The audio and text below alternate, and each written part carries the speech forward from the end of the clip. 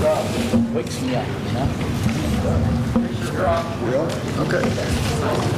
The press and the Down Beach Current were notified of this meeting. A copy of the same was posted on the bulletin board in the municipal building. Would you please take a second, turn off all electronic equipment, and then we'll stand for the flag salute. Attention, salute. I pledge allegiance to the flag of the United States of America, to the republic for which it stands, one nation, under God, indivisible, with liberty and justice for all.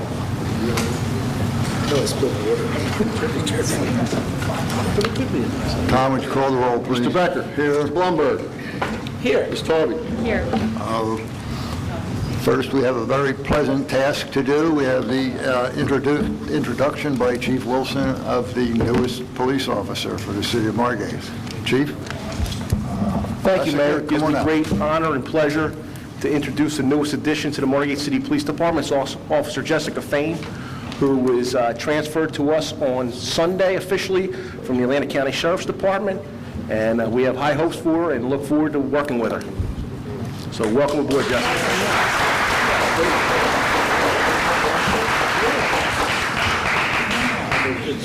Good luck, Jesse.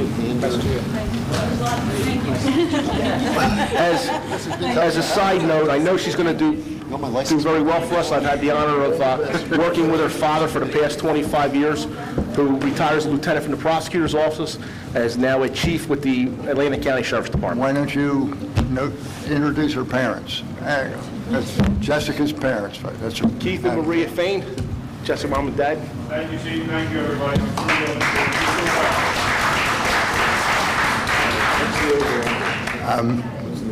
Do you want to check in with her, Chief? Mr. Fain. Mr. Fain. Yes, sir. Yes, sir. Jessica told me before we came in that after she gets sworn in, you're going to give a 10-minute speech. 10-minute speech. Yes, I'm going to start that tonight at 8 o'clock. You'll be here? I'll come back. Are you going to get your picture taken when you swear in? Chief, Do it now? we're going to get a picture in Yeah. here? I guess not. It was a, Nanette, do you want to get a picture with the chief and the mayor with, come on.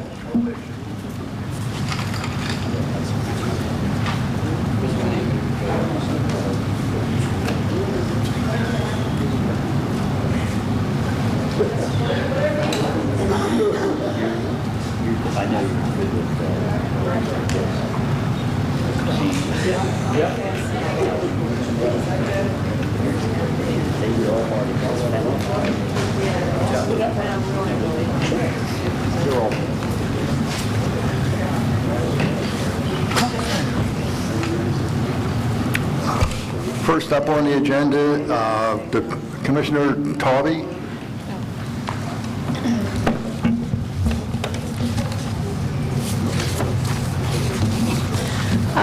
I just wanted to put out for discussion today an ordinance that would prohibit the release of helium balloons. It's come to our attention that, you know, they're washing up on the shores and they're a real nuisance to the environment, and particularly the wildlife and the marine animals.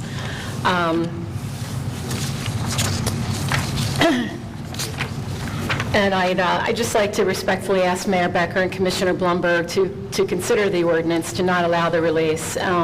Many states and cities have already done this, and as a coastal community, I think we should too. I placed a proposed ordinance in front of both Mayor Becker and Commissioner Blumberg, and an email from one of our constituents urging us to do this. Having an ordinance simply just gives us the boundary to say that it can't be done, and without it, we can't prevent the release. So if it's okay, I'd like to request Tom or Rosie put this on the meeting for the schedule for November 20th. And that's all. Is that okay with you, Mike? Good by me. Good by me. Thank you. Thank you. Mr. Abbott and Mr. Galantino. Mike, I just want to say that I think that I'd like for the police chief and also the solicitor to review the language of the proposal, just to see if it makes sense, and maybe we could check with Lisa with other local towns to see if they have such an ordinance and what the specifically what the fines are. Again, just seeing this now for the first time, I think there are a couple of the key things that we should look at. Absolutely. If I could just address that, there are other states and municipalities. The one that California, Connecticut, Florida, New York, Tennessee, Virginia, and then Ocean City, Maryland, Louisville, Kentucky, blah, blah, blah. But So you have some of that. the ordinance is modified from Florida's. But by all means, please look into it more if you wish. You okay now? Yep. Okay, all right. Mr. Abbott, Mr. Galantino. Good evening. You want to go first, Scott? Okay. We're amending our flood damage prevention ordinance to include a couple definition changes, one of them being market value to assess value. It's just easier to read. Our assessed value on structures at 95%. We're very close when somebody comes in to do any reconstruction. Right now, we require information prior to that to make sure that they do the 50% and don't exceed it. This gives us a better value to work with. Over the years, we've always used assessed value, but the definition needs to read from market value to assessed value. The other issue is we adopt the preliminary working map, which is the map that we're now using and have been using since 2013. This makes it official. And the other issue is the height. We added in there about the 2-foot and 3-foot to make sure that there's no indecision or conflict between our land use, which is Chapter 175, and our flood damage prevention ordinance, which holds more weight than the zoning on flood requirements. I think this is really important that we modify this ordinance to make it more of a clearer and concise read for lawyers when they call and ask information and property owners. Maybe it's vice versa, property owners versus lawyers, because eventually the property owners go to lawyers. All right, and that's all I have. Thank you, Jim. Scott, do you have anything to add? Yeah, Mayor, I have taken a look at that. As you know, Jim Galantino is our flood management, what would we be, your specialist? Floodplain manager, certified And, floodplain manager. Jimmy came to me and did show me the homework on this, and it looks like it's a good thing. It should be done, and I certainly endorse it, and we're moving forward with it. If the governing body would want to do that, I'm sure you would. So, I'm good with it, Jim. Scott? Marty? Yep. Brenda? Yes. Okay. you want to stick with me? Barney? Stick with me? You want to? Yeah. Okay. We've got a couple more, Mayor and Commissioners. I've asked you to authorize an executive session to discuss potential sale of a portion of land to the Atlantic Avenue side of the bulkhead at Quincy and the beach. But we'll do that. These are part of the negotiations, and so we would go into executive session at the appropriate time. We also have litigation involving basically, I'll call it a zoning matter with the CABO versus the City of Margate. Again, it's litigation. We should go into executive session. So that's all I can say about that at this time. Okay. Thank you very much. At this point, we'll go right to department reports. Ed, or you want to begin? I'll keep it short. We have contractor for the road program will mobilize in town on Tuesday, the 11th, begin construction on Wednesday, the 12th, at which point they'll continue to work as long as the weather permits. They still have one or two small items from the previous road program punch list that they have agreed to and they're required to address once they're in town. We are out to bid for the Phase 2, or the repurposing of Washington Avenue. We will receive those bids on November 25th. So far, 4 or 5 contractors have picked up. We had a pre-bid meeting last Wednesday. 2 contractors were in attendance. So we're optimistic that we should get a good project here. The municipal building emergency generators, we are waiting for the state to actually cut the grant money loose. It's about $100,000 from one program, and then there's 85 of which we have to, our match is like 8,000 of that. So it's about, it's 170-some thousand that the state will give us for the 2 generators to totally power this structure, including lights, climate control, everything. So we'll be totally covered, and one of the reasons that we're getting that money is because this will be the emergency management shelter. So as soon as that money is free, we'll go out to bid for that project. The current road program, we're under construction, we're under design. We have met with the gas company. There's a rather large project that the gas company is about to undertake. They actually have one crew in town doing Quincy, Pembroke, Rumson, from the Bay to Amherst, all the way back to Vendome. That's just one small section. They're probably going to do, in this, I'll call it this phase of their work, because they've alluded to the fact they have many more phases coming down the road. We're probably looking at a quarter of the city getting new gas mains. And they anticipate starting that work in December. It'll be broken into 2 separate sections, 2 separate contractors, each with 3 to 5 crews at any one time. So we will maintain constant communication with them, and I will have an individual out there. They will be providing an escrow to cover an inspector. They will also have their inspector out there, and then there will be another inspector from the state that'll look at their work also. So the whole purpose of this project is to upgrade our low-pressure system to high-pressure gas. What that will do is increase our reliability, because they currently have to withdraw water out of the system. There's always moisture in the system. But what it'll also do is permit anyone in the entire city, actually, once they're done, to be able to utilize instant hot water heaters, because they have a tremendous initial draw of gas. It'll permit people to put private full house residential generators in, because they require a significant amount of gas, volume and pressure. So it's definitely a benefit to the city.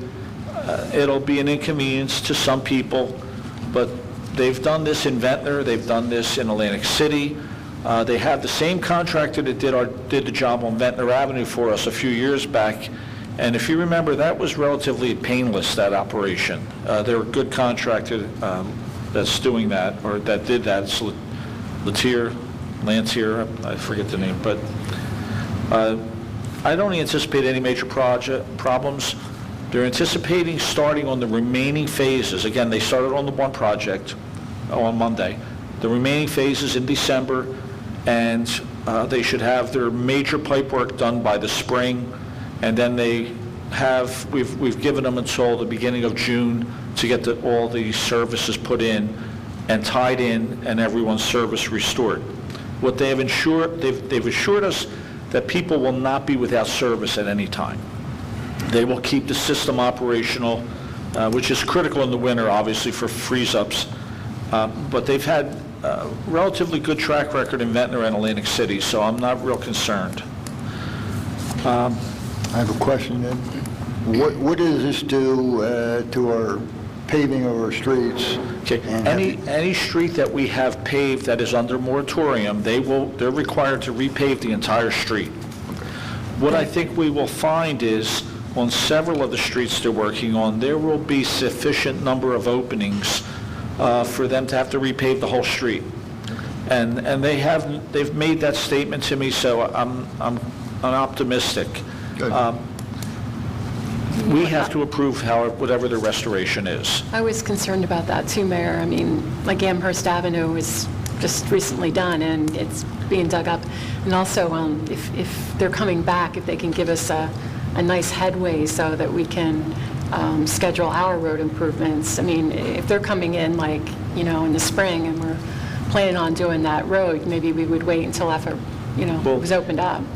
We brought that up, actually, they brought that up today, and like I said, for example, Amherst is under moratorium, 400 block of Quincy's under moratorium, 200 block of Quincy's under moratorium. Those streets will have to be paved curb to curb. They'll come in, mill out everything, put it back. Our current road program that will start next Wednesday, there's only one street that's in their current plan, and we will coordinate that. We do have several beach blocks that are going to be done. They're in their next phase, and what we're looking at possibly doing is working with them, trying to delay our final paving until they can get in there and get their work done. And we'll pave up to grade so that we don't have trip hazards and all.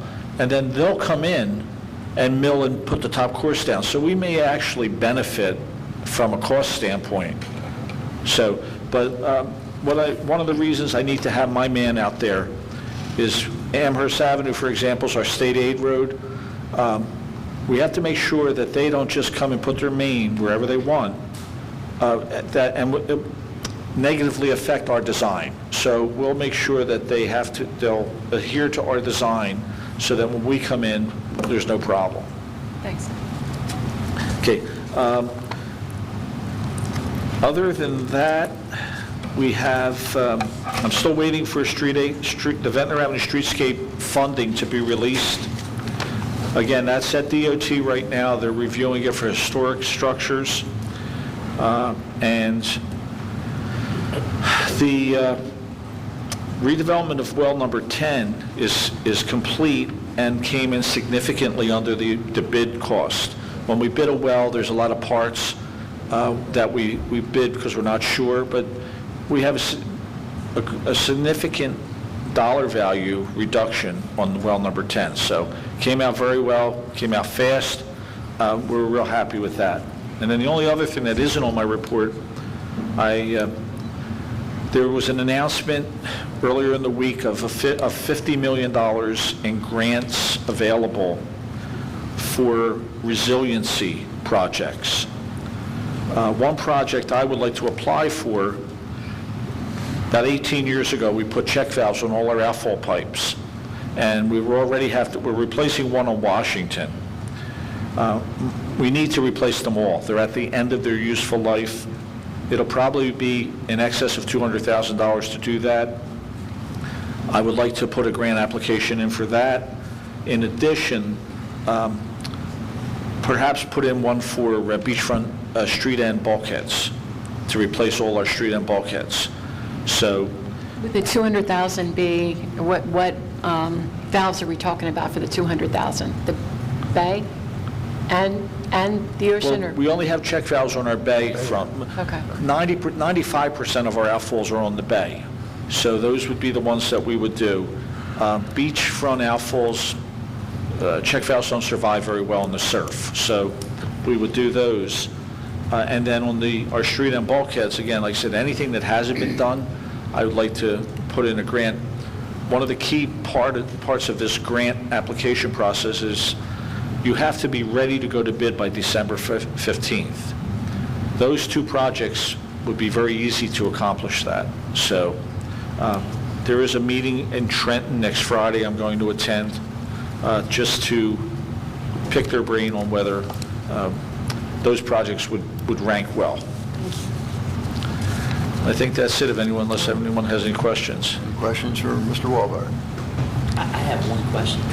If you could, Ed, you mentioned you're going to be going for grants for street end bulkheads on the ocean side.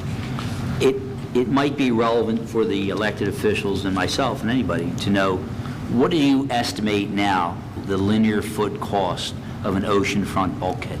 If we go out to bid, a realistic cost is $1,000 a foot. That's our current standard. That seems to be where it's at. Occasionally it'll come in less, sometimes it comes in more. I've seen as much as $1,200 a linear foot. Thank you. And how many feet do you think we have, Ed?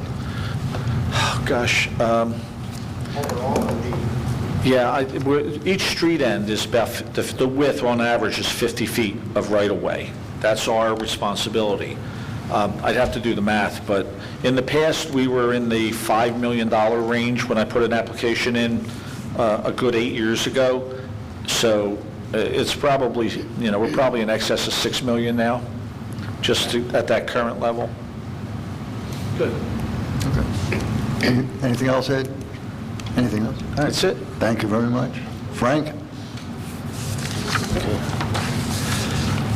We're going to flush fire hydrants. We're going to start November 17th to November 21st. And we've been very busy lately. We've been getting ready for the winter season, and we've been doing a lot of tree trimming and things of that sort. Also, I received specs for our new trash truck and new dump truck, and I gave them to Tom Hiltner so he can get them ready to put out the bid. That's all I have. Thank you, Frank. Chief DeBasso? Things are well in the fire department, Mayor. One thing I did need to report was there is a new naloxone program. If you're familiar with that, it's been in the news a lot lately. It's known as Narcan, the drug. The fire department will be carrying this on all vehicles.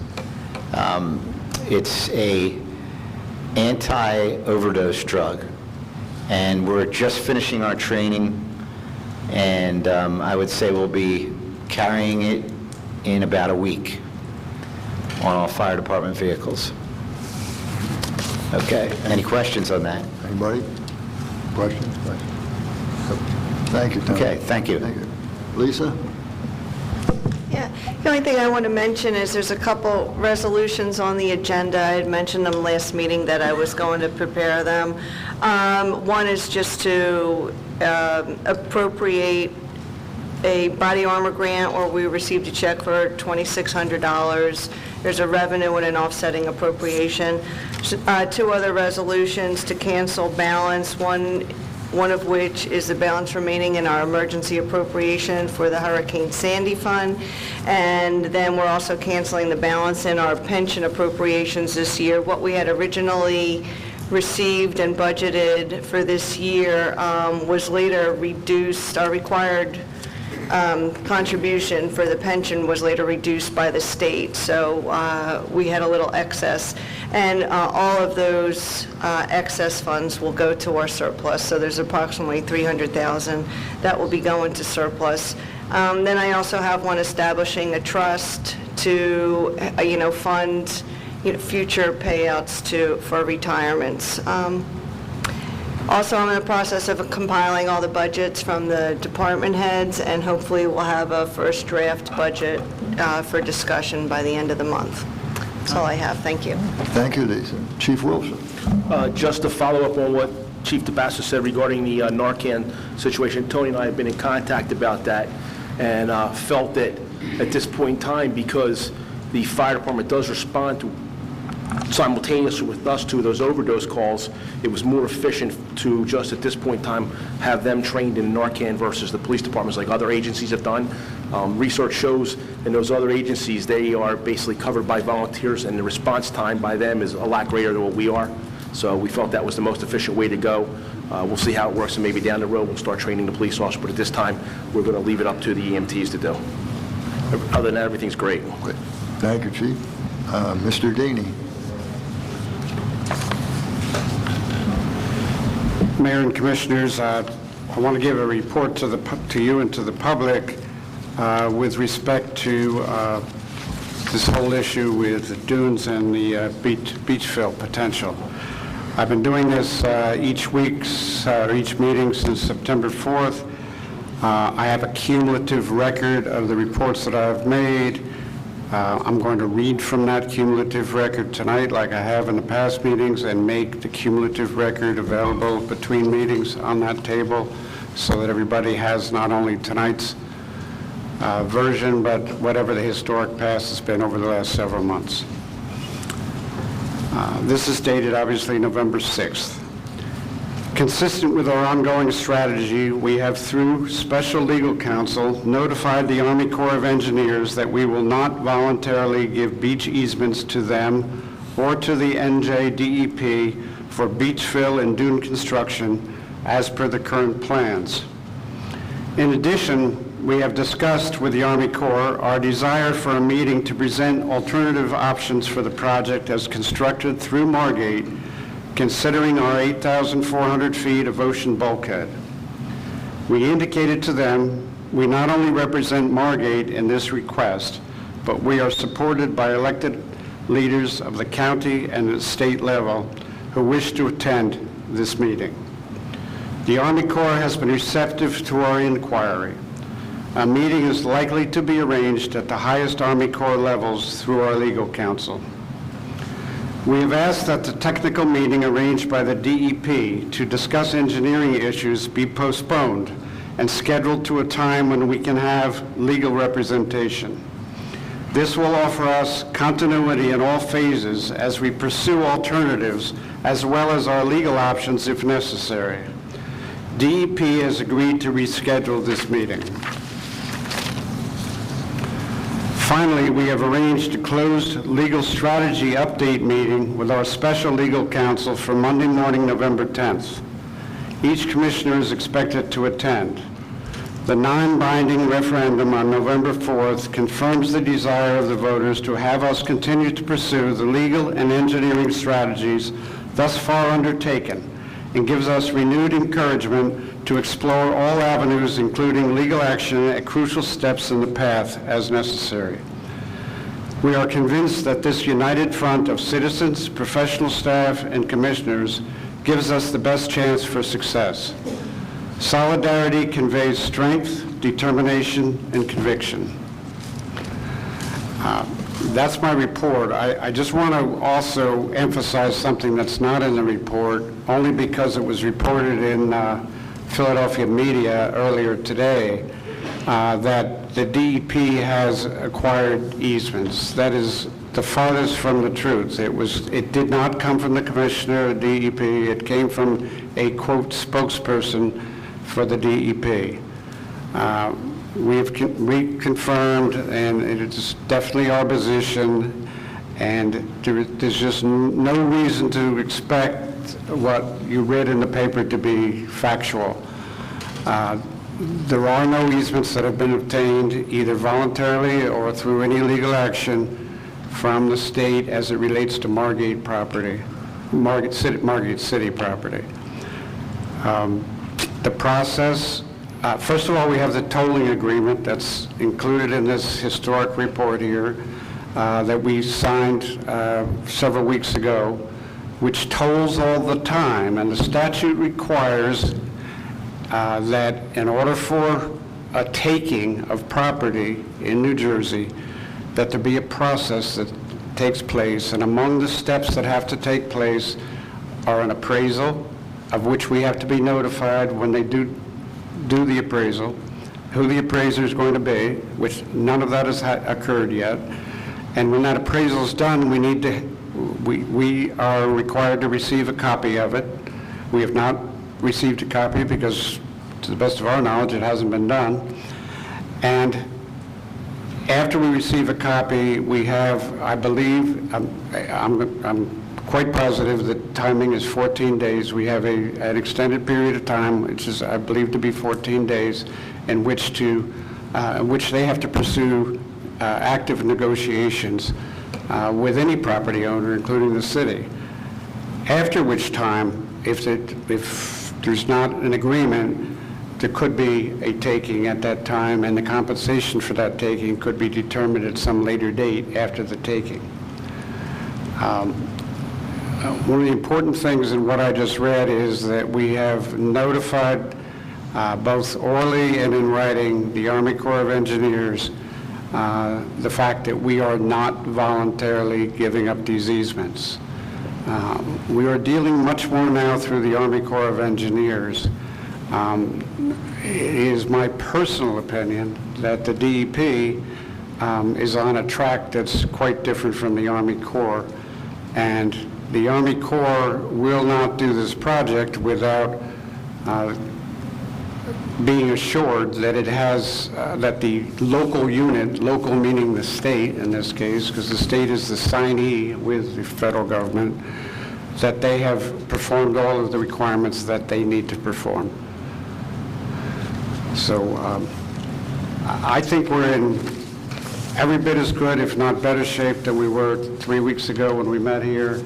And while it's not ripe to present every aspect of a strategy that's taking place, I can assure you that the commissioners have been updated regularly, and we'll have a chance on Monday in a closed session to meet personally again with our attorney and to be able to confirm, alter, or amend any strategy that we have been undertaking. And the only thing I'll say about strategy, it's multifaceted. It is not a single strategy.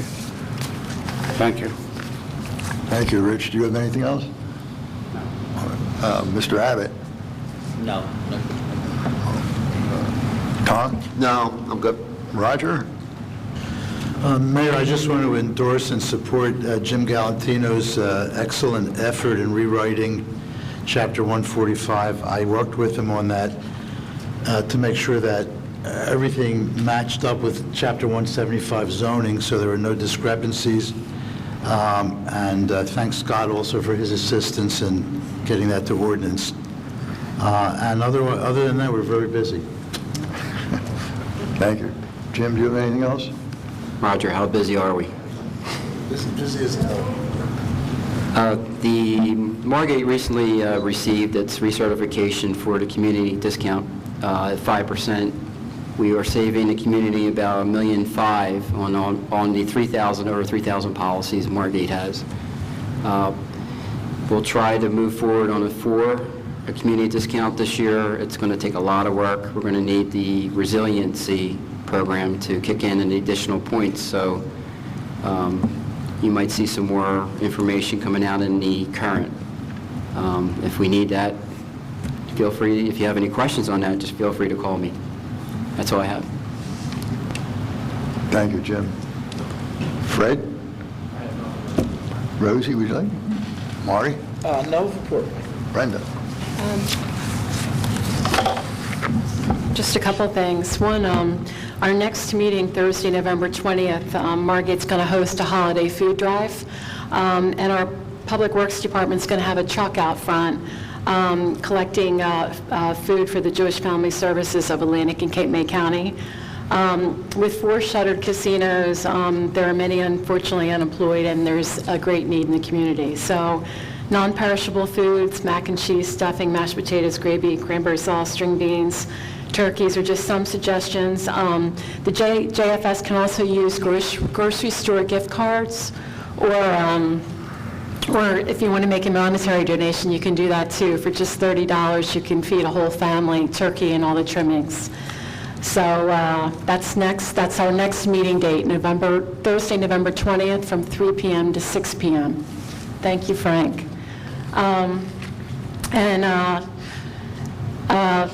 Lastly, I just want to say thank you to Rich for coordinating the efforts with the Shore Protection Project, and I want to congratulate the group who lobbied so hard and fought so hard to fight the project. I think you know how I feel about the project, but I'm a woman of my word, and I will support it if that's what the people want, and that's what the people want. I hope I'm wrong, though, that Margate, I said that I think Margate's safer with than without, and I hope we never have to find out. And I also thought that it was a futile effort with fighting the state, but I guess we'll see. And I just want to say that I join Mayor Becker and Commissioner Blumberg to support the will of the people, and our commission is united. Thank you. Thank you, Brenda. I have nothing. We will open the floor for public comment on any item that was discussed today. You have 3 minutes.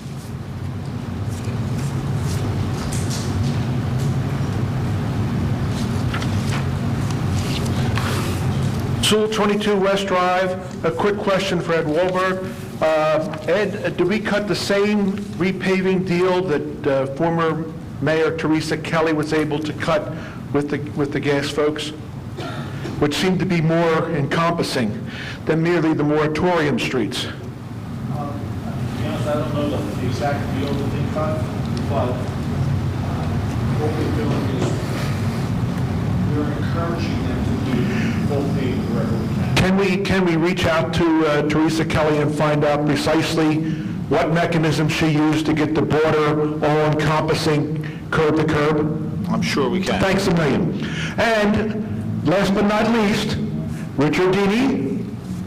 Richard, have we put in a request for a retraction of the erroneous assertions by the DEP vis-a-vis easement securements? Can we request a written retraction from the Philadelphia media? That question that is not on my Well, purview. then let the solicitor handle it. Maybe the mayor can. Solicitor, can we request a written retraction? Request it?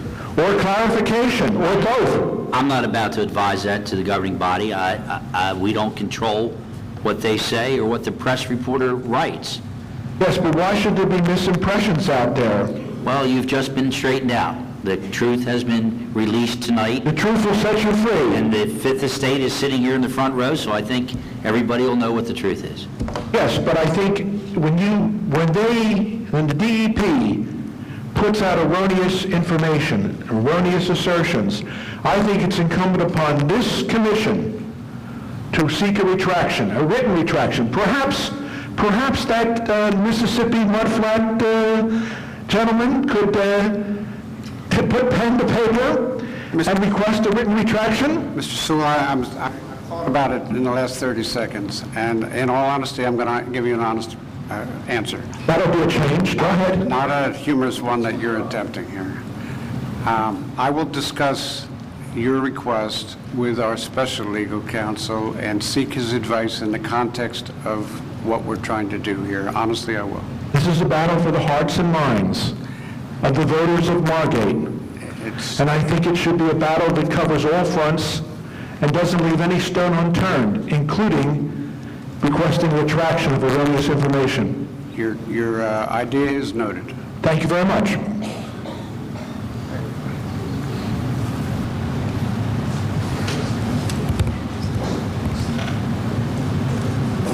Steve Giesecke, 112 North Lancaster Avenue.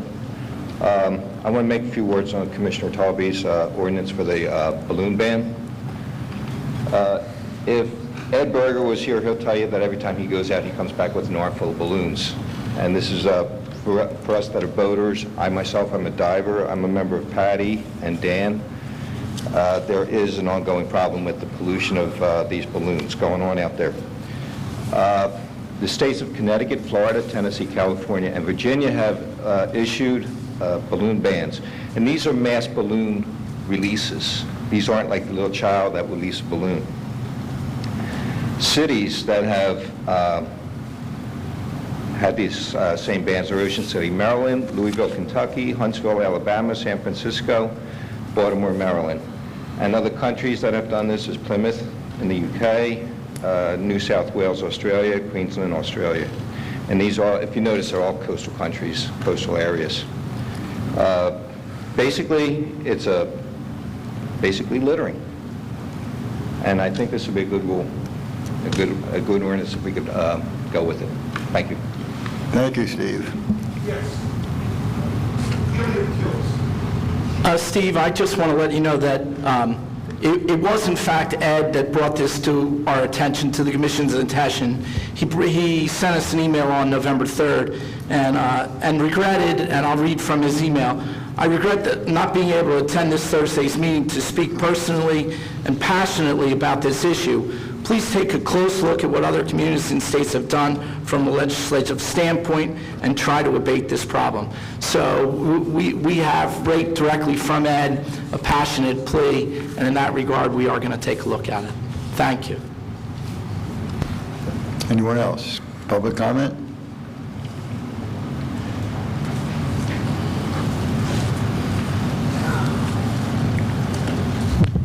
Sharon Simon, 424 North Thurlow Avenue.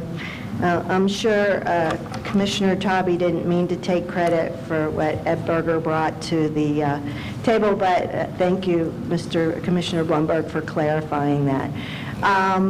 As far as the question about a retraction, Mr. Daney, if I may put my 2 cents in, I think that maybe just if the commission gave a press release or whatever, a report of what you gave to the paper, let the reporter, decide if she wants to report on what the Army Corps is saying. Let them battle it out. That, I think, goes with the strategy that you spoke of today. And we also had hired some experts, technical experts, and some legal experts to look into some things, people who actually deal with Army Corps projects, and you're exactly right on. There is this divide between the Corps and the NJDEP. And truthfully, if the state already had our properties, they would have been already on our beaches building these dunes. So, it's a lot of bravado. And I think the more that they have renegade people in the DEP coming out and making these statements, it again just helps our cause. So thank you again for doing that. I also would like, is there ever going to be any written clarification to the conversation, Mayor Becker, that you had with Bill Dixon, where he basically said we won't have any costs and that we probably won't have to have replenishments? Because that's not the case in any other community. So since you made that public right before the vote, could you please get confirmation? It would have been nice, rather than calling him, if you would have sent an email so that he could have responded in an email. I did Oprah it, and it doesn't exist. So I'm hoping that the phone conversation actually existed, and I'm hoping that the statements that you said Bill Dixon made, he actually made. And if that's the case, I would think he would put them in writing. So there's an assignment for you for the next two weeks, for the next meeting. Finally, I'd like to ask, you all talk about the will of the people. Mayor Becker, you're going to follow the will of the people. What do you perceive as the will of the people? Sharon, when we meet Monday to discuss strategy with our council, well, obviously, you're against the Dune project. I understand that. The will of the people in your eyes is we're against the Dune project. That is correct. What about you, Commissioner Tobey? What do you think the will of the people is? Sharon, you have 15 I seconds. just stated, Sharon, I'm not going to say it again. Okay, thank you. And Commissioner Blumberg, what do you think the will of the people is? You saved the best for last. I do. Most honest, And anyway. I'm not afraid to answer your question. I believe the will of the people is that as a commission, we should seek they want us to seek a compromise, and that compromise would be no dunes and reinforcement to our bulkheads, in addition to discussions about reinforcing our bay bulkheads. That's what I think the people that I talked to and the people that voted, I think that's what they're looking for. Thank you. And in fact, Dan Gottlieb, after our last election, our 65% landslide, specifically said that and implored the commission back in November to start negotiations. One final comment, we did find out from our experts, and Mr. Daney, I don't know if your people have this, but when they did the cost-benefit analysis for the bulkheads, they put in a very large number for kind of like an easement for every single property that they would have to get their permission or pay to get their permission to strengthen and heighten the bulkheads, which made the cost-benefit analysis very skewed. I'm in the process, unless you have it already, I'm in the process of getting a copy of that report so that I could pass it along to you. That could be very beneficial in our compromise. Thank you. Thank you. Anyone else? Sharon, I just want to say, we'd be interested in getting that if there's something in writing that you could provide. And, as much as we have differences of opinion, the last sentence of my statement, I really firmly believe that the solidarity of this community at this point, even though we have subtle differences or whatever, is one of the most important things, because when the Army Corps sees that we're generally together, that we're looking for something different than what we have, we're not against, but we're looking for something different, and that we have the support of our state legislators who are not going to give support if they don't think we're together. If they think we're split, they're not going to get in the middle of our split. So while we have differences, we need to continue to share information and work together. So thank you. I would very much appreciate receiving that. And thank you. For us to win, someone has to lose. Everybody needs to give a little so that we all win. So when the mayor keeps saying, I don't think we can win, it's not about winning. We don't want to challenge the state. No one wants to challenge the state. There's no benefit to doing that. So it would be helpful also if the mayor would stop saying in the paper, I don't think we'll win, because we're not trying to win. We're trying to compromise and negotiate. Thank you. Anyone else? Is there a motion to close public comment?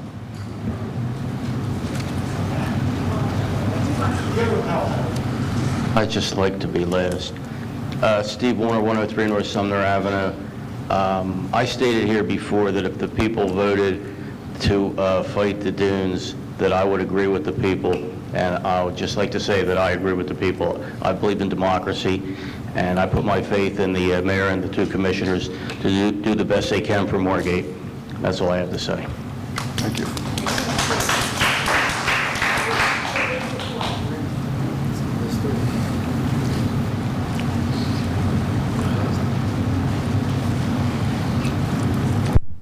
Dan Gottlieb, 407 North Nassau. I just want to add on to something Sharon said. First of all, I'm glad that we talk about solidarity and unity. I think that's something we definitely need at this time. But just to add on to something Sharon said, which is this, I think the perception, and Brenda, you said it today, and Mike, you said it before the election, and the Inquirer has you saying it after the election, which is that you don't think we can win. I was, and I know, Mike, you'll relate to this because you were as fond of this man as I was. I was very fortunate to grow up next to a great family, a great Margate family, the Klotz family, and Glenn's here today. And I got to know Red Klotz very well, almost as a second father, although you didn't get to see him very often. But when we did, we really had some great times together and some great talks. And one of the things that always impressed me about Red was that Red knew that with what he was up against every night that he put his team on the floor, that he didn't have a very good chance. But he never let his team know that. He never said it out loud. He told his team, if we play good fundamental ball, and Mike, you're intimately familiar with this, and we play hard, we can do good things. And I would just sort of like to invoke the name of Red Klotz here in this particular instance and say I think it would really be a